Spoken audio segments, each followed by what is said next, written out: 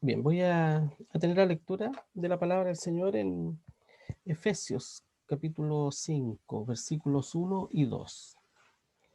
Efesios, capítulo 5, versículos 1 y 2.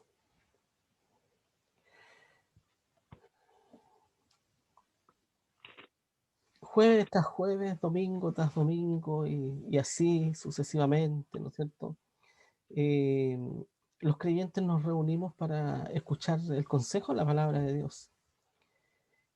Y meditaba yo recién, ¿por qué el ser humano no quiere a Dios? ¿Por qué el ser humano no cree? ¿Por qué el ser humano no quiere tampoco escuchar, ni quiere a Dios, ni quiere la palabra de Dios? ¿Por qué? Si Dios nos pide cosas buenas a nosotros, Dios no nos pide cosas malas, ¿verdad? Dios nos pide lo bueno, pide que corrijamos, ¿no es cierto?, nuestra mala conducta, pide que corrijamos, ¿no es cierto?, todas aquellas cosas que hacemos mal y que dañan, ¿no es cierto?, a nuestro prójimo, que nos dañan a nosotros mismos y que dañan nuestra comunicación con Él. Y si es bueno lo que Dios pide, ¿por qué el hombre no lo quiere? ¿Verdad que es un interrogante, ¿no es cierto?, que nos lleva a responder que la única razón por la cual el ser humano no quiere a Dios, ¿verdad?, es porque su corazón está entenebrecido por causa del pecado. Simplemente eso. Y eso es la raíz, ¿no es cierto?, que produce este odio hacia Dios y hacia todo lo que Dios ha establecido, ¿no es cierto?, a través de su palabra y también, ¿no es cierto?, lo que Dios ha establecido en la naturaleza y en la sociedad humana. Eh, Aquí en el capítulo 5, versículo 1 y 2, la palabra del Señor aconseja a todos los que somos creyentes, a los que somos hijos de Dios.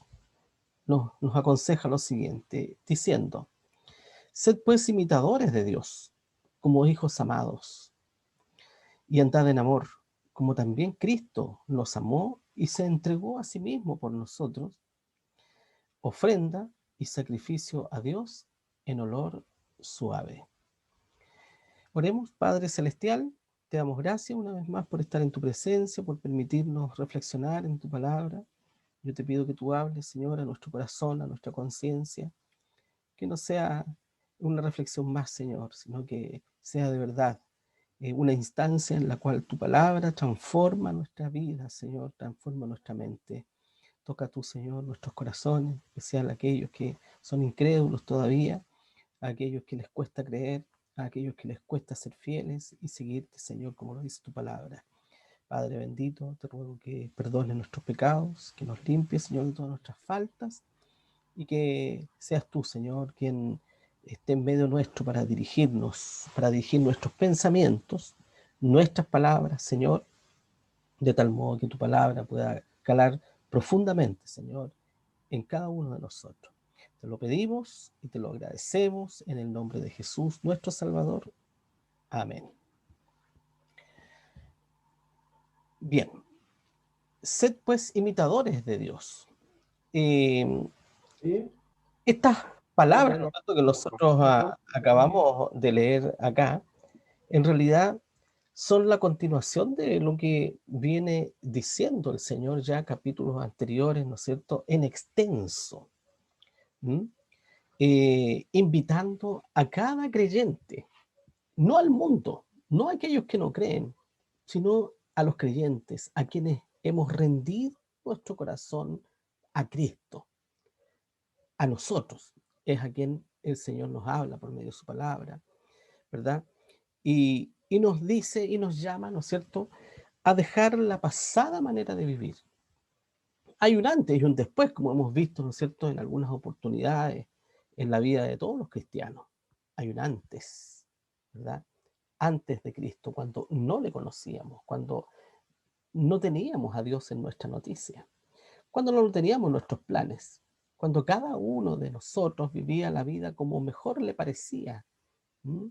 Y como creíamos que era lo mejor, ¿no es cierto?, que podíamos hacer. Ese es un antes, pero hay un después, cuando comprendimos de que cuán pecadores éramos y que nuestro corazón, nuestra mente y todo nuestro ser estaba detrás de densas tinieblas de pecado, pudimos arrepentirnos de esos pecados.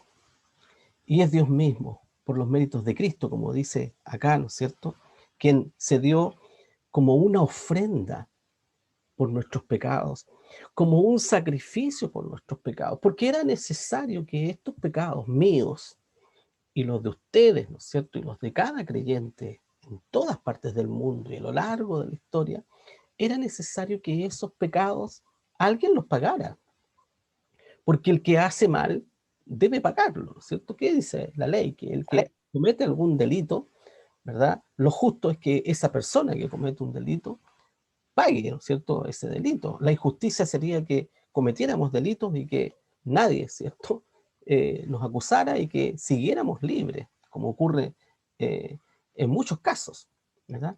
Pero Dios es justicia plena. Y por lo tanto, como Dios había sentenciado que la paga del pecado era la muerte, era necesario que estos pecados míos, ¿verdad?, alguien los pagara. Yo no podía pagarlos, porque si los pagara yo, ¿no es cierto?, ¿cuál sería la paga? La eterna perdición para mi alma. De esa forma yo tendría que pagar mis pecados. La eterna perdición en el infierno, separado de Dios por la eternidad. Sí está estipulado. Pero gracias al Señor que, como dice acá, Cristo nos amó tanto a nosotros. Cristo tanto le amó a usted, ¿no es cierto?, y a mí, que dice aquí que se entregó a sí mismo por nosotros. Se entregó voluntariamente, sabiendo lo que iba a padecer, voluntariamente nuestro Señor Jesucristo se entregó como una ofrenda, como un regalo, ¿verdad?, a cambio de nuestro pecado, como un sacrificio por causa de ese pecado, para que ni usted ni yo tuviésemos que pagar esos pecados con la eternidad, lejos de Dios, en una perdición sin retorno, espantosa por lo demás, como lo dice la palabra del Señor. Por eso que gracias debemos dar a nuestro Señor y Salvador Jesucristo, por ese amor tan grande e infinito que tuvo por nosotros, para darnos esa oportunidad de salvación, la cual, ¿no es cierto?, no merecíamos, ni merecimos, ni seríamos merecedores, ¿no es cierto?, aunque viviéramos muchas vidas, jamás podríamos ser merecedores de la eterna salvación que Dios nos ha brindado por los méritos de nuestro Señor y Salvador Jesucristo. Entonces es el Señor a nosotros es a quien nos llama a dejar esa pasada manera de vivir, esa nueva manera de vivir que Dios nos ha dado, ese nuevo hombre, esa nueva mujer, ¿no es cierto?, que Dios ha implantado en el corazón y en el ser de cada uno de nosotros, pasa a ser, ¿no es cierto?, como el adorno de los creyentes, el adorno, ¿cierto?, con que nosotros adornamos nuestra vida para glorificar a nuestro Dios y nuestro Salvador, a quien nos ha salvado. ¿Cómo adornamos nuestra vida para agradar a Dios? Apartándonos, ¿no es cierto?, de esa pasada manera de vivir, como dice la palabra del Señor, y a renovarnos en el espíritu de nuestra mente. Si en nuestra mente mora Cristo, es en esa mente en la cual nosotros debemos renovarnos, no en esa vieja mente que está corrompida, ¿verdad?, que estaba corrompida, que estaba llena de odio tal vez, que estaba llena de cosas, ¿no es cierto?, malas, que nos hacían pensar lo malo permanentemente. Debemos renovarnos en el espíritu de esta nueva mente que Dios ha puesto en nosotros, la mente de Cristo, la palabra misma de Dios, ¿no es cierto?, que permanece en nuestra mente y que permanece aquí en nuestro corazón. A vestir el nuevo hombre en justicia y en santidad. Debemos vestirnos de este nuevo hombre y de esta nueva mujer. Debemos dejar las cosas pasadas atrás, de una vez para siempre. Debemos olvidarnos de todas esas cosas, ¿verdad?, que nos separaban de Dios y que marcaban nuestra vida, ¿no es cierto?, como enemigos de Dios. Por lo tanto, dice, debemos dejar la mentira, ¿verdad? ¿Cuánta mentira hay en este mundo, mis hermanos? ¿Cuánta mentira por doquier, por donde quiera que vayamos, nos vamos a encontrar con mentiras? Debemos despojarnos nosotros de la mentira. No olvidemos nunca que el padre de la mentira, ¿verdad?, no es Dios propiamente tal, no, que es el diablo. Y nosotros no tenemos parte ni suerte con él. Por lo tanto, no debe haber mentira en los labios de los creyentes. Ni siquiera, ¿verdad?, esas pequeñas mentiras que llamamos nosotros. No, el Hijo de Dios y la hija de Dios debe ser veraz, siempre hablando en verdad, hablando con la verdad, donde quiera que vaya. No dejarse llevar, ¿no es cierto?, por los arrebatos de ira, además. Qué fácil es que nos arrebatemos, ¿no es cierto?, y que nos llenemos de ira. ¿Mm? Bueno, Dios quiere que dejemos esas cosas. Fíjese tú que esto de los arrebatos de ira, ¿no es cierto?, tiene que ver también con ese mal carácter que muchos de nosotros podemos manifestar, que podemos enojarnos por cualquier cosa, ¿verdad?, que todo nos molesta. Debemos despojarnos de esas cosas. Debemos mirar a nuestro Señor Jesucristo. ¿Cómo era el carácter de nuestro Señor Jesucristo? Un carácter, ¿no es cierto?, bondadoso. Un carácter, ¿no es cierto?, que comprendía, ¿no es cierto?, la debilidad humana por lo demás. No debemos dejarnos llevar por los arrebatos de ira. No debemos dar lugar al diablo tampoco, ¿verdad? Muchas veces nosotros mismos damos lugar al diablo. Abrimos la puerta, ¿no es cierto?, para que el pecado, para que el mundo y para que el diablo, ¿verdad?, entren, ¿no es cierto?, y hagan estragos en nuestras propias vidas. No hurtando, dice, ¿verdad? Si alguno hurtaba, debemos dejar esas malas costumbres. ¿Mm? Los hijos de Dios debemos ser honrados en toda nuestra forma de vivir. No debemos tener nada que ver nosotros en, esto de los robos, ¿verdad? Debemos trabajar, por el contrario, honradamente. Nuestro trabajo debe glorificar al Señor siempre, donde quiera que estemos, donde el Señor nos ponga. Allí debemos glorificar al Señor, ¿verdad?, con nuestro trabajo, un trabajo, ¿verdad?, a conciencia, un trabajo honrado, un trabajo esforzado. Debemos dar también al que tiene necesidad. Dios nos los manda a nosotros. Debemos despojarnos también, ¿cierto?, para compartir con aquellos que no tienen. Dios nos bendice a nosotros, nos da un trabajo, nos da sustento, pero no solamente para el sustento propio y el de nuestras familias.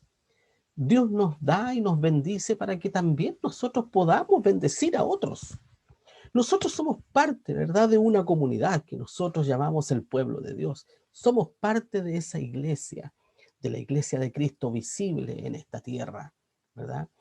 Y en esa iglesia es donde nosotros debemos manifestar, ¿verdad?, esto de dar al que tiene necesidad también. No podemos nosotros cerrar nuestro corazón ni nuestra mano cuando vemos una tremenda necesidad dentro del pueblo de Dios. Si nosotros cerramos nuestra mano, ¿verdad?, para dar a nuestros hermanos en Cristo, quiere decir que muy poco amor de Dios tenemos en nuestro corazón. Debemos ser capaces de despojarnos, ¿verdad?, de los bienes que Dios nos da, ¿no es cierto?, para poder bendecir también a otros, y no solo para acumular nosotros, y para adquirir, ¿no es cierto?, nuevas cosas o prosperar en esta vida, no solamente para eso. Ese es un pensamiento mezquino, ese es un pensamiento, ¿verdad?, que solamente ve por lo de uno y nada tiene que ver, ¿no es cierto?, con lo que le sucede al otro. Dios nos bendice para que nosotros también podamos dar al que tiene necesidad. Debemos, por lo demás, también, ¿no es cierto?, edificar a los creyentes con nuestros labios, con nuestras palabras, y no hablar palabras torpes, ¿verdad? ¿Cuántas palabras torpes salen de los labios de muchos de nosotros, tal vez, ¿verdad? Debemos dejarnos de esas palabras torpes, de las maldiciones que hay muchas veces en los labios de muchos creyentes. ¿Mm? Pareciera contradictorio eso, ¿verdad? Que pareciera que en los labios del creyente no debiera haber lugar para las maldiciones. Y sin embargo, ¿no es cierto?, ¿cuántas veces podemos oír de labios de mismos cristianos, de mismos creyentes, maldiciendo, ¿verdad? Eso no debe estar en los labios nuestros. Porque todo eso, mis amados hermanos, entristece al Espíritu Santo, dice la palabra del Señor. No contristella al Espíritu Santo, dice, con el cual fuisteis sellados, ¿no es cierto?, hemos sido sellados con el Espíritu Santo. Por lo tanto, todas estas cosas nosotros debemos dejarlas para glorificar al Señor con nuestra vida. Estas cosas no son para que nosotros podamos llegar al cielo, para poder salvarnos, ¿verdad? Sino que son como gratitud al Señor, para que Dios sea glorificado, ¿no es cierto?, en nuestra vida. Y para que cuando otros vean nuestra conducta y nuestra forma de vivir y hablar, glorifiquen a nuestro Padre que está en los cielos y que vean en nosotros a Cristo y que la gloria nunca sea para nosotros, sino que la gloria sea para Dios. En eso debemos ser enfáticos nosotros, ¿verdad? Cuando alguien quiera decirnos, qué correcto eres tú, qué buena persona eres tú, ¿verdad? Inmediatamente nosotros debemos desviar esa mirada, ¿verdad?, de nosotros para que la gloria sea para Dios. No soy yo, ¿verdad? No soy yo, es Cristo quien ha transformado mi vida. Es Cristo quien ha perdonado mis pecados. Y Él me ha hecho una nueva criatura. Pero también lo puede hacer contigo, ¿verdad? Tú también puedes ser una nueva criatura. ¿Mm? Debemos desviar esa mirada, ¿no es cierto?, de nosotros hacia nuestro Salvador, para que aquellos que no creen, ¿verdad?, puedan creer y puedan recibir también el perdón de sus pecados. No somos salvos, ¿no es cierto?, porque somos buenos. Somos salvos porque Dios lo quiso así. Y Dios nos ha entregado una vida nueva para que le glorifiquemos en esta tierra y para que mostremos su carácter a los hombres y a las mujeres, ¿no es cierto?, que nos rodean. Ese carácter de bondad, ese carácter de amor, ¿no es cierto?, que Dios tiene por el pecador. Porque Dios quiere que todos procedan al arrepentimiento, ¿verdad? Dios no hace excepción de personas, mis hermanos. De ningún modo. Yo recordaba, ¿no es cierto?, esa visión que tuvo el apóstol Pedro, ¿se acuerdan ustedes? Cuando dice que baja un lienzo muy grande, donde habían diferentes animales inmundos, y esa voz que le dice, Pedro, mata y come. Pedro dice, Señor, no, porque yo jamás he comido cosas inmundas. Y Dios, ¿qué le dice? Lo que yo he limpiado no lo llames tú común e inmundo. Dios no hace acepción de personas, ¿verdad? Y eso debemos entender nosotros. Nosotros a veces hacemos acepción de personas y vemos, ¿no es cierto?, lo que ven nuestros ojos y juzgamos de acuerdo a nuestros ojos. Y creemos, ¿verdad?, que lo que ven nuestros ojos es el juicio justo. Pero Dios es quien debe juzgar todas esas cosas. Nosotros debemos ir y predicar el Evangelio a toda criatura, sin excepción, mis hermanos, a todos. Y es nuestro Dios bondadoso quien escoge, ¿verdad?, a quien Él quiere para hacerle sus hijos o sus hijas. Por lo demás, ¿no es cierto?, irnos perfeccionando día tras día, que es un camino que nos llevará toda la vida, toda esta vida, mientras estemos en esta tierra. Sacarnos la amargura, dice, ¿verdad? ¿Cuánta amargura a veces hay en el corazón de los creyentes? En el corazón nuestro. ¿Cuánta amargura hay? ¿Por qué? Debemos buscarlos. ¿Por qué? ¿Por qué, Señor, hay amargura en mi corazón? Si yo soy tu hijo, ¿qué está pasando conmigo, Señor? Yo sé que tú no fallas, mi Dios. ¿Qué está pasando con mi vida si hay amargura? Tal vez, ¿cierto?, no estoy confiando en el Señor como debiera. Tal vez no estoy entregándole mis cargas al Señor como debiera. Tal vez no estoy abandonando el pecado, ¿verdad?, como debiera hacerlo. Tal vez no estoy escudriñando la Biblia, no estoy llenando mi corazón con la palabra del Señor. Tal vez me falta oración. Debemos buscar los motivos por los cuales, ¿no es cierto?, muchas veces nos puede embargar la amargura. Porque el consejo de la palabra del Señor es que debemos sacarnos toda amargura de nuestra vida. Porque cuando hay amargura, ¿no es cierto?, en nuestro corazón, pecamos contra el Señor. ¿Qué dice la palabra de Dios? Estad siempre gozosos, ¿verdad? Esa es la forma en la que debemos estar siempre nosotros, mis hermanos. Siempre, siempre gozosos. ¿Mm? Porque el gozo del Señor es fruto del Espíritu y no depende de las circunstancias. Es un fruto del Espíritu. Y si somos llenos de Espíritu Santo, entonces, ¿verdad?, esa palabra será una realidad en el corazón de todos nosotros. Estar siempre gozoso. Podríamos quitarnos la amargura entonces y podríamos quitarnos el enojo. ¿Cuántas familias hay que están enojadas por años, por décadas o de por vida? Yo estoy seguro que algunos de ustedes han sabido de eso, ¿no es cierto? De hermanos, de padres, de hijos, ¿no es cierto? Que han estado enojados toda una vida y han partido de esta tierra sin reconciliarse con sus seres queridos. Qué triste, ¿verdad? Pero ¿saben ustedes qué más triste y doloroso y más grave es que el ser humano, el hombre o la mujer pueda estar disgustado con su creador, enojado con su creador toda la vida y partir de esta tierra sin reconciliarse con Dios? Eso es una consecuencia fatal para aquella alma, ¿verdad? Vuelve en amistad con el Señor. Es la petición que Dios nos hace a través de su palabra. Vuelve en amistad con Dios. Si estás en amistad o con Dios, ¿verdad? Si tu vida está lejos de Dios, pronto ponte a cuenta. Arrepentidos y convertidos fueron las primeras palabras, ¿no es cierto?, que mencionó nuestro Señor Jesucristo en su ministerio. Arrepentidos y convertidos porque el reino de los cielos se ha acercado. Las primeras palabras. ¿Cuánta importancia tienen aquellas palabras? ¿Arrepentirnos de qué?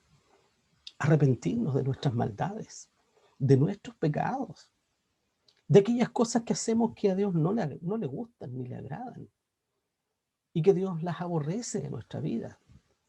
Dios nos ama con amor eterno, te he amado, dice la palabra del Señor. Dios nos ama tanto, Cristo nos ama, ¿verdad? Pero Dios no quiere ver el pecado, porque el pecado daña a la humanidad. ¿Cuánto daño ha causado el pecado en la humanidad, mis hermanos, en la sociedad, en nosotros mismos?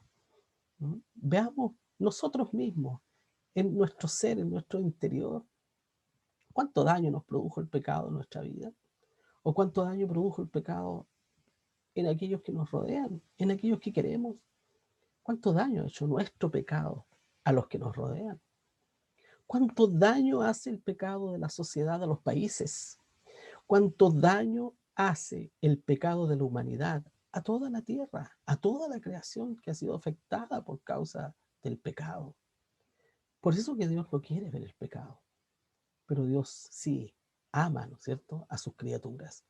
Ama especialmente a aquellos a quienes hizo a su imagen y a su semejanza, a nosotros, a los seres humanos, ¿verdad? Y por eso Dios quiere, ¿no es cierto?, que cada uno de sus hijos e hijas vayamos cada día perfeccionando nuestra vida, quitando todas estas cosas que son como una escoria, ¿no es cierto?, y que son como manchas que enturbian y entenebrecen, ¿verdad?, aquella imagen que Dios nos ha dado en aquel nuevo hombre y en aquella nueva mujer. Debemos sacar todas estas cosas que ensucian nuestras vestiduras, la amargura, el enojo, la ira, las voces, dice, el griterío, ¿m? Las maledicencias de nuestros labios. Es triste cuando escuchamos, ¿no es cierto?, a veces a nuestros vecinos que gritan y que pelean, ¿no es cierto?, que discuten y se gritan y se ofenden. Pero más triste cuando eso ocurre en los hogares de los creyentes, en los hogares de aquellos hijos e hijas de Dios, que dicen que han sido hechos nuevas criaturas por el Señor. Y sin embargo, esos gritos, ¿no es cierto?, que traspasan las ventanas y traspasan las puertas, y que son oídos muchas veces por los vecinos, y que dicen, bueno, que no son cristianos los que viven allí. Miren lo que se escucha, ¿verdad? Cuánto cuidado debemos tener, ¿no es cierto?, con nuestro testimonio, no por nosotros mismos, sino para que el nombre de Dios no sea blasfemado en esta tierra, ¿no es cierto?, como lo es, como lo ha sido y como lo seguirá siendo, por causa muchas veces de nosotros mismos, por no ser consecuentes, ¿no es cierto?, con la palabra del Señor. Por lo tanto, mis amados hermanos, es un llamado, ¿no es cierto?, como dice el versículo 1, sed pues imitadores de Dios. Debemos ser imitadores de nuestro Dios. Vaya que alta la vara que nos ha dejado el Señor, ¿no es cierto? Ser imitadores de Él. No debo imitar al pastor, no debo imitar al hermano más espiritual de la congregación. Debo imitar a Dios, debo imitar a Cristo. Esa es la vara que el Señor me ha dejado. Vaya, ¿no es cierto?, qué alta, pero esa es la estatura que Dios quiere para ti y que Dios quiere para mí. El Señor no quiere menos de nosotros, mis hermanos. Dios quiere todo, todo, todo, todo nuestro ser, todo nuestro tiempo, Todo lo que tenemos, Dios quiere que nosotros lo entreguemos a Él. Y no me refiero solamente a las cosas materiales, sino que a nuestra vida entera, que seamos capaces de rendirla a Dios. Todo, todo nuestro ser, ¿verdad? Ese ejemplo mayor que Dios nos ha dado, que nuestro Señor Jesucristo nos ha dado, porque dice, Cristo nos amó, como también Cristo nos amó. Así debe ser el amor que debemos tener nosotros por el Señor para poder agradarle a Él y para poder, ¿no es cierto?, ir corrigiendo día tras día todas estas cosas, ¿no es cierto?, que empañan la gloria de Dios en nuestras propias vidas, lo que hemos nombrado hasta aquí, ¿verdad? En cambio, ¿qué quiere el Señor para nosotros? Referente a este amor, ¿cierto?, que nos ha dado ejemplo nuestro Señor Jesucristo.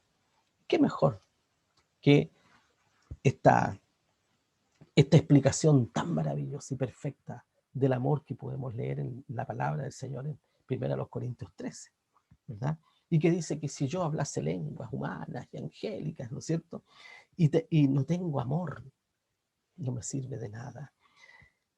Si yo tuviera profecía o entendiese los misterios y toda ciencia, o tuviera toda la fe, si fuera un hombre de mucha fe, ¿no es cierto?, de tal manera que traspasase los montes, pero si no tengo el amor de Dios en mi corazón, de nada me sirve, de nada.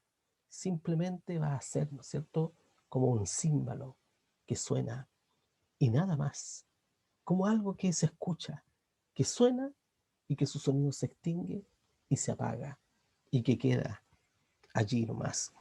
Y si repartiéramos toda nuestra hacienda, ¿cierto?, todo lo que tenemos, lo repartiésemos a los pobres, ¿verdad? Y si diéramos de comer a los pobres, y si entregásemos nuestro cuerpo para ser quemado, dice. Fíjense ustedes, o sea, si hiciéramos sacrificios, no importa el sacrificio que hagamos, si no tenemos amor de Dios, no sirve de nada todo eso, de nada, absolutamente de nada. ¿Por qué? Porque el amor tiene características y el amor se ve por esas características que dice a partir del versículo 4 en 1 Corintios 13. El amor es sufrido, el amor es benigno, el amor no tiene envidia, no hace sin razón, ¿verdad? No se envanece, no busca lo suyo, no se irrita, no piensa el mal, todo lo sufre, todo lo cree, todo lo espera, todo lo soporta. Vaya que es difícil, ¿no? Humanamente, el amor nuestro, ¿cierto? Este amor propio que nosotros podemos manifestar como padres, como hijos, ¿no es cierto? Como amigos, como hermanos, ¿no es cierto? Es un amor que no alcanza para todo esto, porque basta que manifestemos un rato, ¿no es cierto?, la ira, la rabia, y nos vamos a dar cuenta que el amor humano no lo sufre todo, el amor humano no lo cree todo, el amor humano no lo espera todo tampoco, y no soporta todo. Pero el amor de Dios sí, con el amor de Dios sí. Cuando el amor de Dios ha sido derramado de verdad en el corazón del creyente y nosotros manifestamos, ¿verdad?, la gloria de Dios en nuestra vida, entonces es posible todo esto. Pero sin el Señor es imposible, ¿verdad? No por fuerzas propias. No tenemos la fuerza ni la naturaleza para manifestar todas estas cosas que Dios nos pide. Debemos hacerlas, ¿no es cierto?, tomados de la mano del Señor, y será Dios mismo quien obre todas estas cosas en nuestro corazón, ¿verdad? Pero debemos disponernos en las manos de Dios para que el Señor, ¿no es cierto?, pueda obrar de esta manera en la vida de ustedes y en la vida mía también. Así que sed pues imitadores de Dios como hijos amados y andad en amor, como también Cristo nos amó y se entregó a sí mismo por nosotros, ofrenda y sacrificio a Dios en olor suave. Bueno, quiere el Señor, ¿no es cierto?, que la vida de ustedes y la mía también sean como una ofrenda para el Señor, y que sean una ofrenda que emita ese olor suave, ese olor agradable, ¿no es cierto?, que a Dios le agrada y que Dios valora en sus hijos. Que el Señor les bendiga.